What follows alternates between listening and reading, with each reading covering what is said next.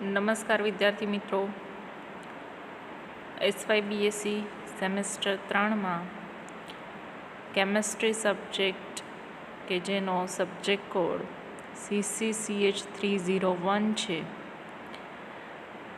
આ પેપરમાં આપણે યુનિટ નંબર 3 ઉષ્માગતિશાસ્ત્ર થર્મોડાયનેમિક્સનો અભ્યાસ કરીએ છીએ. મિત્રો, આ યુનિટમાં આપણે આજે લેક્ચર નંબર 29માં મળી રહ્યા છીએ. 28 લેક્ચર કે જેમાં આપણે શરૂઆતમાં ક્લેપેરોન સમીકરણ, ક્લેપેરોન-ક્લોસિયસ સમીકરણ અને તેના સંકલિત સમીકરણો તારવ્યા. ત્યારબાદ આપણે એ સમીકરણોને રિલેટેડ એક્ઝામ્પલ્સ એની કેલ્ક્યુલેશન જોઈ.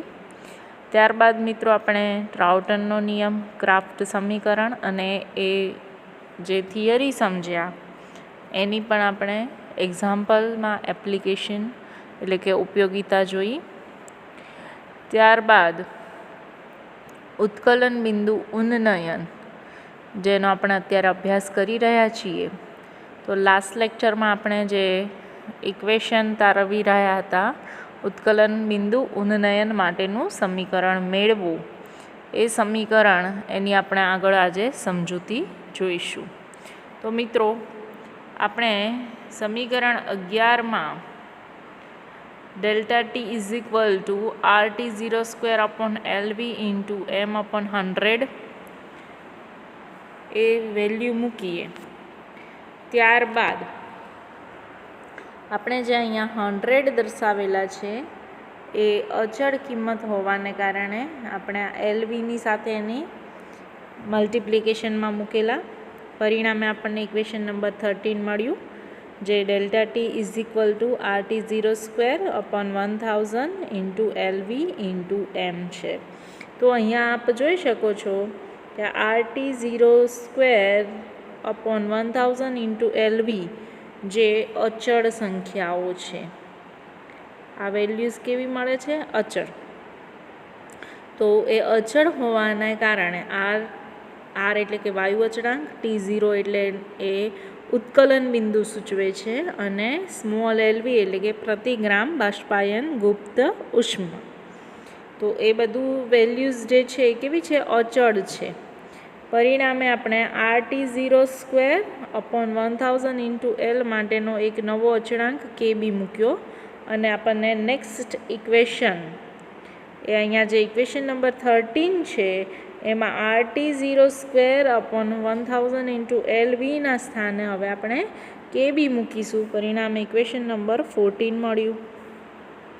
તો ઇક્વેશન 14 જે છે એમાં KB એના સ્થાને આપણે આગળની સ્લાઇડમાં જે સમજ્યા એ રીતે RT02/1000 ઇન્ટુ LV થશે. હવે મિત્રો, આપણને 14 જે ઇક્વેશન મળે છે એ છે delta T is equal two KB into M. અને હવે આપણે જે KB એટલે કે અચળાંક જે છે એને કહેવાય છે ઉન્નયન અચળાંક, ઉત્કલન બિંદુ ઉન્નયન અચળાંક. તો એ અચળાંકમાં R જે વાયુ અચળાંક છે એનું મૂલ્ય આપણે generally 1.987 calorie into mall inverse into degree inverse લઈએ છીએ, પરંતુ આ જે 1.987 છે એને રાઉન્ડ ફિગર 2થી દર્શાવાય છે, એટલે આરની કિંમત આપણે 2 calorie into mall inverse into degree inverse લીધી છે. પરિણામે આ જે KB છે એમાં આરની વેલ્યુ દર્શાવીએ તો એ ઇક્વેશન મળે છે KB is equal two 2T02/1000 into LV. હવે 2 ડિવાઇડેડ 1000 હોવાને કારણે એને આપણે 0.0002થી દર્શાવ્યા છે. તો ધેરફોર KB માટે હવે નવું ઇક્વેશન આવ્યું, માત્ર આપણે ડિવાઇડેશનનું જ સાદું રૂપ આપ્યું છે, એટલે KB ઇઝ ઇક્વલ મળે છે 0.002T02/LV. હવે જો મિત્રો આપણે જે સમીકરણ નંબર 14 છે એમાં M એટલે કે આ મોલારિટી, બરાબર છે, તો એ 1 મોલર લઈએ મોલાલિટી કેટલી લઈએ? 1 મોલલ. કેવી રીતે? તો એની આપણે આ સમજૂતી જોઈએ કે મોલાલિટી એટલે શું? 1000 ગ્રામ દ્રાવકમાં દ્રાવ્યનો 1 મોલ જથ્થો, તો 1 મોલ એટલે કે W/M2 કેટલા થાય? 1. અને W1 એટલે કે દ્રાવકનો જથ્થો ગ્રામમાં એ કેટલો છે? 1000 લઈએ. પરિણામે આ જે ઇક્વેશન નંબર 14 છે એમાં એમની વેલ્યુ થઈ જશે 1 અને ત્યારબાદ આ એમની વેલ્યુ 1 થઈ જશે અને કેબીના સ્થાને આપણે કેબીના સ્થાને આપણે દર્શાવીશું 0.002T02/LV. બરાબર છે? તો આપણને ડેલ્ટા ટી છે એ આ રીતે મળે છે, તમે જોઈ શકો છો. સૌથી પહેલાં તો અહીંયા જે આ ઇક્વેશન જે છે એમાં અગાઉના ઇક્વેશનમાં અહીંયા ડેલ્ટા ટી KB × M હતું. બરાબર છે? પરંતુ આ એમની વેલ્યુ એટલે કે મોલાલિટી 1 લીધી અને કેબીના સ્થાને શું મૂકે છે? RT02/1000 LV. તો મોલાલિટી 1 લીધી છે માટે હવે અહીંયા મલ્ટિપ્લિકેશનમાં 1 છે, મોલાલિટીના સ્થાને 1 છે અને આરની કિંમત, વાયુ અચળાંક આરની કિંમત આપણે 2 દર્શાવીએ છીએ. અને ફાઇનલી આપણને નવું સમીકરણ મળ્યું, સમીકરણ number 16. Delta T = 0.002T02/1000 LV. બરાબર છે? તો આપણે અગાઉ જે કેબીનું સાદુરૂપ આપ્યું હતું, ઉત્કલન બિંદુ ઉન્નયન અચળાંક કેબીની પણ આપણે ફાઇનલ વેલ્યુ આ પ્રમાણે જ શોધીને લાવ્યા હતા. KB = 0.002T02/LV. તો એ અહીંયા આપણે કેબીની વેલ્યુ એપ્લાય કરી અને મોલાલિટી એટલે કે આ દ્રાવણ 1 મોલલ છે એવું આપણે એક્સેપ્ટ કર્યું.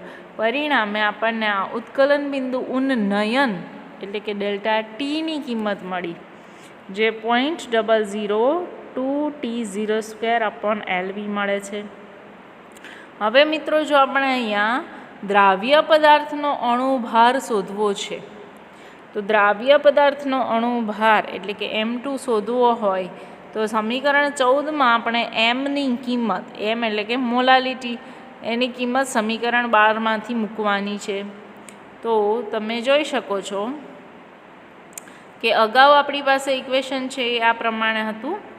Delta T KB × M. બરાબર છે? તો એમાં કેબી એ અહીંયા એઝ ઇટ ઇઝ છે, પણ મોલાલિટી M, સ્મોલ m. તો મોલાલિટી માટે આપણે વ્યાખ્યા આપીએ છીએ કે 1000 × દ્રાવ્યનો અણુભાર છેદમાં દ્રાવ્યનું વજન છેદમાં દ્રાવ્યનો અણુભાર ગુણ્યા દ્રાવકનું ગ્રામમાં વજન. માટે આ મોલાલિટીની ફોર્મ્યુલા મૂકી. પરિણામે આપણને ડેલ્ટા ટી ઇક્વેશન મળ્યું હતું KB.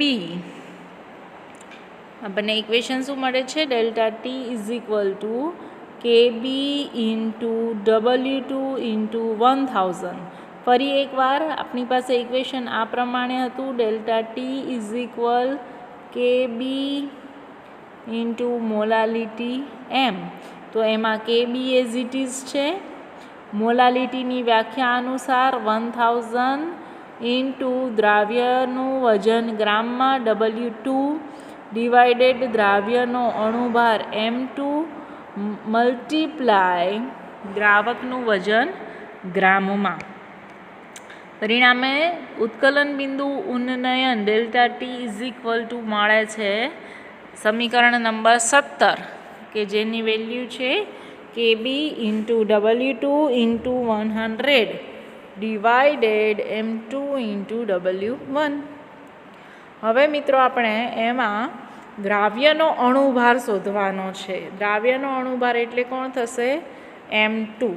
કારણ કે આપણે 2 ફોર્મ્યુલા દ્રાવ્યને આપેલી છે અને 1 ફોર્મ્યુલા દ્રાવકને આપેલી છે. તો M2ને આપણે આ ઇક્વેશનમાં કરતા બનાવ્યા છે. એટલે M2 છે એ અહીંયા ડેલ્ટા ટીના સ્થાને જશે અને ડેલ્ટા ટી જે છે અહીંયા છેદમાં આવશે. પરિણામે આપણને દ્રાવ્યનો અણુભાર M2 મળે છે KB into W2 into 1000 divided delta T into W1. તો આ સમીકરણ ઉપરથી મિત્રો આપણે દ્રાવ્ય પદાર્થનો અણુભાર છે એ શોધી શકીએ છીએ. અને સમીકરણ 17 ઉપરથી આપણે ઉત્કલન બિંદુ ઉન્નયન એ પણ મેળવી શકીએ છીએ. અને ઉત્કલન બિંદુ ઉન્નયન મેળવીએ એટલે કે ડેલ્ટા ટી મેળવીએ તો એના ઉપરથી આપણને દ્રાવણનું ઉત્કલન બિંદુ પણ મળી શકે છે. તો આ રીતે મિત્રો આપણે ઉત્કલન બિંદુ ઉન્નયન મેળવવા માટેનું સમીકરણ જોયું. હવે આપણે નેક્સ્ટ ક્વેશ્ચન પર આગળ વધી રહ્યા છીએ. આપણે આ થિયરી જે સમજી ઉત્કલન બિંદુ ઉન્નયનની, તો એમાં પહેલાં આપણે ઉત્કલન બિંદુની ડેફિનેશન જોઈ. ઉત્કલન બિંદુ એટલે કે જે તાપમાને દ્રાવકનું બાષ્પ દબાણ 1 વાતાવરણ થાય તે તાપમાનને શું કહેવાય છે? દ્રાવકનું ઉત્કલન બિંદુ કહેવાય છે. એ જ રીતે જે તાપમાને દ્રાવણનું બાષ્પ દબાણ 1 વાતાવરણ થાય તે તાપમાનને દ્રાવણનું ઉત્કલન બિંદુ કહે છે. આપણે એનો ગ્રાફ પણ જોયો. જ્યારે દ્રાવકની અંદર દ્રાવ્ય ઉમેરીએ એટલે શું મળે છે? દ્રાવણ મળે છે.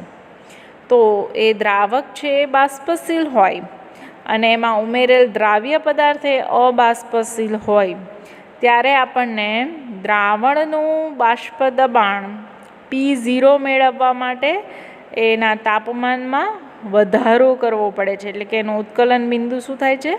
વધે છે. તો આ જે ઉત્કલન બિંદુમાં થતો વધારો એને કહેવાય છે ઉત્કલન બિંદુ ઉન્નયન. અને ત્યારબાદ આપણે એનો આલેખની સમજૂતી મેળવી અને પછી એ આલેખની સમજૂતી બાદ ક્લેપેરોન-ક્લોસિયસ સમીકરણનું જે તાપમાન અને દબાણના મર્યાદામાં રહેલું સંકલિત સમીકરણ એનો ઉપયોગ કરી ગાણિતિક સાદુરૂપો આપ્યા અને આપણે ઉત્કલન બિંદુ ઉન્નયન ડેલ્ટા ટી, ત્યારબાદ ઉત્કલન બિંદુ ઉન્નયન અચળાંક જે દાખલ કર્યો એ ડેલ્ટા ટીની કિંમત બાદ આપણે એમાં ડેલ્ટા ટી તો મેળવ્યો, પણ ત્યારબાદ આપણે KB એટલે કે ઉત્કલન બિંદુ ઉન્નયન અચળાંક પણ મેળવ્યો. અને લાસ્ટમાં આપણે દ્રાવ્ય પદાર્થનો અણુભાર M2 શોધવા માટેનું પણ સમીકરણ તારવ્યું અને એના આધારે આપણે T0 એટલે કે દ્રાવણનું ઉત્કલન બિંદુ શોધવા માટે પણ સમીકરણ છે એ આપણે વિવિધ સમીકરણો આ થિયરીમાં જોયા. હવે મિત્રો જે આપણે ઉત્કલન બિંદુ ઉન્નયન અચળાંક માટેનું સમીકરણ તારવ્યું એ જ રીતે હવે આપણે ઠાર બિંદુ અવનયન માટેનું સમીકરણ મેળવવાનું છે. તો આ જે બંને ક્વેશ્ચન્સ છે તમારા, એટલે કે ઉત્કલન બિંદુ ઉન્નયન અને ઠાર બિંદુ અવનયન, એ બંને ક્વેશ્ચન તમારે સ્ટાન્ડર્ડ 12થમાં સેકન્ડ ચેપ્ટર દ્રાવણોમાં એના કોન્સેપ્ટ તમે ભણ્યા છો. તો એ તમે જે કોન્સેપ્ટ જોયા છે એમાં ડાયરેક્ટ તમે delta T KB into molality M, KB into molality M, અથવા તો delta T KF into molality M. આવું જ ઇક્વેશન તમે એમાં ડાયરેક્ટ એક્સેપ્ટ કરેલું છે. પણ આ ઇક્વેશન આપણે અત્યારે ઉત્કલન બિંદુ ઉન્નયન માટે તારવ્યું અને હવે આપણે એ જ ઇક્વેશન ઠાર બિંદુ અવનયન માટે પણ મેળવવાનું છે. તો ઓલમોસ્ટ આ બંને થિયરીઓ છે એના જે ગાણિતિક સાદુરૂપ છે એ સમાન છે, પરંતુ એ બંનેનો કોન્સેપ્ટ છે એ અલગ છે. કારણ કે આપણે બંને શબ્દોથી પરિચિત છીએ, ઉત્કલન બિંદુ અને ઠાર બિંદુ. તો ઉત્કલન બિંદુની ડેફિનેશન એ પ્રમાણે હતી કે જ્યારે દ્રાવકનું બાષ્પ દબાણ 1 વાતાવરણ થાય એ તાપમાનને એ દ્રાવકનું ઉત્કલન બિંદુ કહે છે. પરંતુ આપણે ઠાર બિંદુની ડેફિનેશન જોઈશું. તો હવેની તમારી નેક્સ્ટ થિયરી છે એ ક્વેશ્ચન નંબર 9 છે. આ પ્રમાણેનું છે કે ઠાર બિંદુ અવનયન માટેનું સમીકરણ મેળવો. તો આપણે સૌથી પહેલાં તો ઠાર બિંદુની ડેફિનેશન જોઈએ. તો અહીંયા આપણે દર્શાવેલી છે, જે તાપમાને પદાર્થની ઘન અને પ્રવાહી કલાઓમાં, એટલે કે અહીંયા પદાર્થના 2 ફેઝ છે, એક ઘન ફેઝ અને બીજો પ્રવાહી ફેઝ. તો આ બંને ફેઝમાં બાષ્પ દબાણ સમાન થાય તે તાપમાનને પ્રવાહીનું શું કહે છે? ઠાર બિંદુ કહે છે. તો ઓલવેઝ ઠાર બિંદુ કોનું મળે? પ્રવાહી ફેઝનું મળે. જેમ કે આપણે પાણી છે એનું ઠાર બિંદુ 0°C છે, એટલે કે 0°C તાપમાને પાણી એ બરફમાં રૂપાંતર પામે છે, માટે એનું ઠાર બિંદુ છે એ 0°C કહેવાય. તો 0°C તાપમાને ઘટક એટલે કે પાણી, તો એ પાણી જે પ્રવાહી સ્થિતિમાં છે એનું ઘન અને પ્રવાહી બંને ફેઝમાં બાષ્પ દબાણ કેવું થાય છે? સમાન થાય છે. માટે એ તાપમાનને એટલે કે 0°C તાપમાનને પાણીનું ઠાર બિંદુ કહે છે. તો હવે આપણે જોઈએ અહીંયા પણ દ્રાવક અને દ્રાવણ બંનેની કમ્પેરિઝન થશે. તો જેમ આપણે ઉત્કલન બિંદુ ઉન્નયનમાં શુદ્ધ દ્રાવક અને દ્રાવણની ચર્ચા કરેલી, એ જ રીતે ઠાર બિંદુ અવનયનમાં પણ શુદ્ધ દ્રાવક અને દ્રાવણની ચર્ચા કરીશું. તો શુદ્ધ દ્રાવકમાં જ્યારે દ્રાવ્ય ઉમેરીએ ત્યારે એ દ્રાવણ બને છે. એ તો તમને બધાને કોન્સેપ્ટ ખ્યાલ છે કે દ્રાવણ બરાબર દ્રાવક પ્લસ દ્રાવ્ય થાય, બરાબર છે. તો જ્યારે એકલું શુદ્ધ દ્રાવક હોય એમાં આપણે દ્રાવ્ય ઉમેરીએ છીએ ત્યારે એ દ્રાવણ બને છે. તો આપણે હવેનો નેક્સ્ટ કોન્સેપ્ટ જોઈએ. તો શુદ્ધ દ્રાવકમાં અબાષ્પશીલ દ્રાવ્ય ઉમેરવાથી દ્રાવકનું બાષ્પ દબાણ છે એ ઘટે છે. શા માટે? કારણ કે શુદ્ધ દ્રાવક છે એ બાષ્પશીલ છે, તો એ બાષ્પ દબાણ આપશે, પરંતુ એમાં ઉમેરેલું જે દ્રાવ્ય છે એ કેવું છે? અબાષ્પશીલ છે. માટે એ અબાષ્પશીલ દ્રાવ્યના અણુઓ જો સપાટી ઉપર હશે તો એ બાષ્પમાં રૂપાંતરિત થઈ શકશે નહીં, અને બાષ્પમાં રૂપાંતરિત ન થાય તો એનું બાષ્પ દબાણ શું થાય છે? ઘટે છે. અને બાષ્પ દબાણ ઘટે તો એનું ઠાર બિંદુમાં પણ શું થાય છે? ઘટાડો જોવા મળે છે. તો ધારો કે આપણે જે શુદ્ધ દ્રાવક છે એનું ઠાર બિંદુ T0 છે, અને એ સમયે એનું બાષ્પ દબાણ એ કેટલું થાય છે? P0 થાય છે. હવે ઘન દ્રાવકનું બાષ્પ દબાણ પણ T0 ઉષ્ણતામાને કેટલું છે? P0 છે. હવે આપણે 2 ફેઝની વાત કરીએ છીએ, ઘન અને પ્રવાહી. તો હંમેશા ઠાર બિંદુ છે એ પ્રવાહીનું જ મળે. તો જ્યારે આપણે શુદ્ધ દ્રાવકની અંદર અબાષ્પશીલ દ્રાવ્ય ઉમેરીએ અને દ્રાવણ મેળવીએ છીએ, તો ત્યારે હવે નેક્સ્ટ સમજૂતી જોઈએ.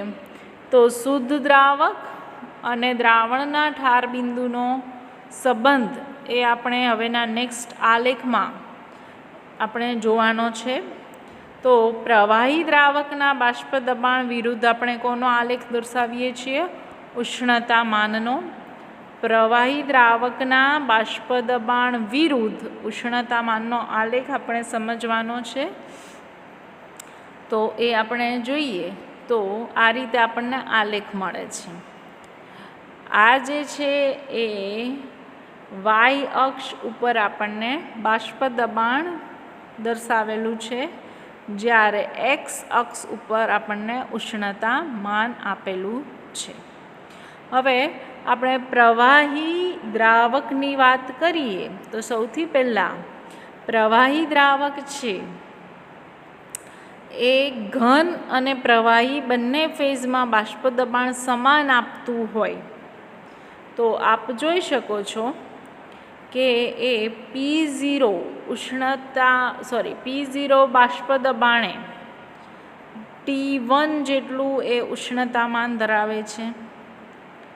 તો એ પ્રવાહી દ્રાવકનું બાષ્પ દબાણ P0 થયું અને ઉષ્ણતામાન કેટલું થયું? T0 થયું. હવે પ્રવાહી ફેઝમાંથી એ પ્રવાહી અને ઘન બંને ફેઝનું બાષ્પ દબાણ સમાન હોય ત્યારે મળતું તાપમાન એટલે કે T0 થયું. તો એનું ઠાર બિંદુ કહેવાય. કોનું? દ્રાવકનું ઠાર બિંદુ કહેવાય. હવે આપણે એમાં દ્રાવણ માટેનો સંબંધ જોઈએ. તો દ્રાવણ એટલે કે આ પ્રવાહી દ્રાવકમાં આપણે શું ઉમેરેલું છે? દ્રાવ્ય ઉમેરેલો છે. પરિણામે આપણને એ દ્રાવણ આપે છે. તો એ પ્રવાહી દ્રાવકમાં અબાષ્પશીલ દ્રાવ્ય ઉમેરતા દ્રાવણ પ્રાપ્ત થયું. તો એ દ્રાવણનું આપણે ઘન અને પ્રવાહી ફેઝમાં બાષ્પ દબાણ સમાન મળે છે. એ છે PS જેટલું. PS એટલે કે સોલિડ ફેઝમાં એનું પ્રેશર એટલે કે બાષ્પ દબાણ. તો એ થાય છે PS જેટલું. પરિણામે આપણે આલેખમાં જોઈએ છીએ કે PS બિંદુ એટલે કે જ્યારે બાષ્પ દબાણ PS મળે છે ત્યારે આલેખ બિંદુ B સૂચવે છે. અને એ જ સમયે એટલે કે આ જો આપ જોઈ શકો છો કે બિંદુ A જે છે ત્યાં બાષ્પ દબાણ કેટલું છે? P0 જેટલું છે. અને બિંદુ B છે ત્યાં બાષ્પ દબાણ કેટલું છે? PS જેટલું છે. તો એ આપણે y અક્ષ ઉપર લંબાવ્યો છે આલેખ. પરિણામે આપણે બાષ્પ દબાણની કિંમતો મેળવી. હવે આપણે આલેખને આપ જોઈ શકો છો ડોટેડ લાઇન દ્વારા x અક્ષ ઉપર લંબાવેલો છે. તો ત્યાં આપણને દ્રાવક માટેનું ઠાર બિંદુ T0 મળે છે, જ્યારે દ્રાવણના ઠાર બિંદુમાં ઘટાડો જોવા મળે છે, કારણ કે ત્યાં આગળ આપણને એનું તાપમાન કેટલું મળે છે? T જેટલું. તો આ એના તાપમાનમાં ઘટાડો સૂચવે છે અને થતો ઘટાડો એ ΔS જેટલો છે. તો કેટલો ઘટાડો થાય છે? T0 - T જેટલો. શા માટે આ ઘટે છે એનું તાપમાન? કારણ કે એમાં અબાષ્પશીલ દ્રાવ્ય ઉમેરેલો છે. પરિણામે એ તો બાષ્પમાં રૂપાંતર પામવાનો નથી અને પરિણામે એનું બાષ્પ દબાણ ઘટે છે. તો મિત્રો આ એના આલેખની સમજૂતી થઈ. હવે પછીની જે આગળ વિશેષ સમજૂતી છે એ આપણે નેક્સ્ટ લેક્ચરમાં જોઈશું.